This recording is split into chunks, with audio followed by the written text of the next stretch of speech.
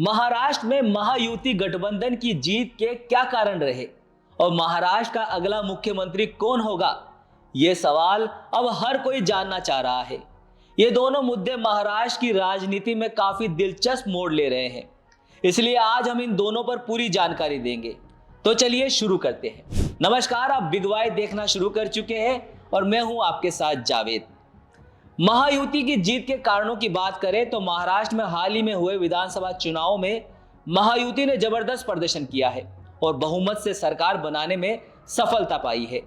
महायुति का गठबंधन, जिसमें बीजेपी, एकनाथ शिंदे वाली शिवसेना और अन्य छोटे दलों के गठबंधन से हुआ था। इस गठबंधन की जीत के पीछे कई कारण थे, जिन पर अब हम विस्तार से चर्चा करेंगे। बीजेपी और संघ की मजबूत रणनीति। महायुति की जीत के सबसे बड़े कारणों में से एक बीजेपी के चुनावी रणनीति और संघ का मजबूत समर्थन था। बीजेपी ने राज्य भर में चुनाव प्रचार में अपनी पूरी ताकत झोंकी थी। प्रधानमंत्री नरेंद्र मोदी और गृह मंत्री अमित शाह ने राज्य भर में कई रैलियां की और अपनी सरकार की उपलब्धियों का प्रचार किया। बीजेपी ने इस बार अपनी नीतियों और योजनाओं को जनता तक पहुंचाने के लिए हर संभव प्रयास किया। इसके अलावा बीजेपी ने अपनी पार्टी कार्यकर्ताओं को भी हर विधानसभा क्षेत्र में सक्रिय कर दिया। बीजेपी का मजबूत चुनावी नेटवर्क और जमीनी स्तर पर काम करने की क्षमता ने उन्हें महाराष्ट्र में महायुति की जीत दिलाई। विरोधी दलों में बिखराव और असहमति। महाराष्ट्र के चुनाव में एक महत्वपूर्ण कारण था कांग्रेस और शिवसेना के अंदर चल रही असहमति। शिवसेना की उद्धव ठाकरे गुट और शिंदे गुट के बीच तो मतभेद था ही, जिसके कारण शिवसेना के लिए चुनाव प्रचार में एकजुटता की कमी रही। साथ ही कांग्रेस का प्रदर्शन भी अपेक्षाकृत कमजोर रहा। कांग्रेस और एनसीपी के बीच गठबंधन में लगातार दबाव और असमंजस था, जिससे उनके समर्थन में कमी आई। बीजेपी ने इस बिखराव का भरपूर फायदा उठाया और महायुति के पक्ष में वोटों को गोलबंद किया। हिंदुत्व का प्रभाव और बीजेपी का एजेंडा। बीजेपी ने चुनाव प्रचार में अपने हिंदुत्व एजेंडे को प्रमुखता से पेश किया। राम मंदिर, गोवर्धन पूजा और अन्य धार्मिक मुद्दों को बीजेपी ने इस चुनाव में प्रमुखता से उठाया। बीजेपी के इस हिंदुत्व एजेंडे ने उनके पक्ष में बड़ी संख्या में हिंदू वोटरों को आकर्षित किया, जो उनकी चुनावी जीत में सहायक साबित हुए। इसके अलावा बीजेपी ने किसान, महिला और युवा मुद्दों पर भी अपनी योजनाओं का प्रचार किया, जिनका असर चुनाव परिणामों पर साफ देखा गया। सरकारी योजनाओं का लाभ।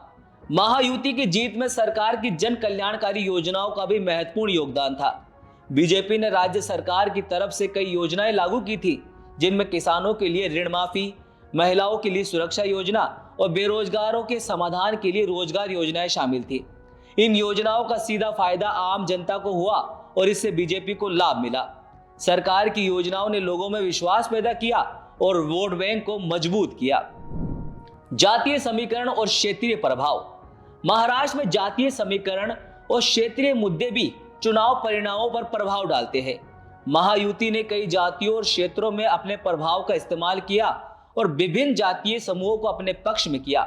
बीजेपी और शिंदे गुट ने अपनी राजनीतिक समझ के तहत इन समीकरणों को सही तरीके से संभाला और जन समर्थन प्राप्त किया।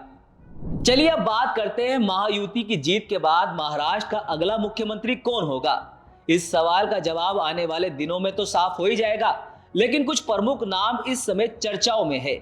एकनाथ शिंदे। महाराष्ट्र में अभी तक मुख्यमंत्री एकनाथ शिंदे थे, जो शिवसेना के बागी नेता है। शिंदे ने उद्धव ठाकरे के खिलाफ विद्रोह किया था और बीजेपी के साथ गठबंधन करके सरकार बनाई थी। शिंदे के पास महाराष्ट्र में एक मजबूत समर्थक वर्ग है और उन्हें बीजेपी का पूरा समर्थन भी प्राप्त है। शिंदे के समर्थक मानते हैं कि अगर महायुति की सरकार बनती है तो शिंदे को मुख्यमंत्री बनाया जाएगा, क्योंकि उन्होंने शिवसेना का नेतृत्व किया है और बीजेपी से गठबंधन किया है। दूसरा नाम है देवेंद्र फडणवीस। बीजेपी के वरिष्ठ नेता देवेंद्र फडणवीस को भी मुख्यमंत्री पद का एक प्रमुख दावेदार माना जा रहा है। फडणवीस ने पहले भी महाराष्ट्र के मुख्यमंत्री के तौर पर कार्य किया था और उनकी कार्यशैली को काफी सराहा गया था। फडणवीस का प्रशासनिक अनुभव, उनके नेतृत्व की क्षमता और बीजेपी के अंदर उनका मजबूत आधार उन्हें इस पद के लिए एक मजबूत उम्मीदवार बनाता है। फडणवीस का नाम चर्चाओं में इसलिए भी है क्योंकि बीजेपी ने उन्हें पहले भी सीएम पद पर बैठाया था और अब भी उनका नाम मुख्यमंत्री के तौर पर उभर कर सामने आ रहा है। शिवसेना का दबाव और महायुति के अंदर की बातचीत और समीकरणों के आधार पर शिवसेना भी अपना दबाव बना सकती है कि उनका कोई नेता मुख्यमंत्री बने। हालांकि बीजेपी के साथ शिंदे का गठबंधन है, ऐसे में शिवसेना के गुट को बीजेपी के नेतृत्व में समझौते की उम्मीद हो सकती है।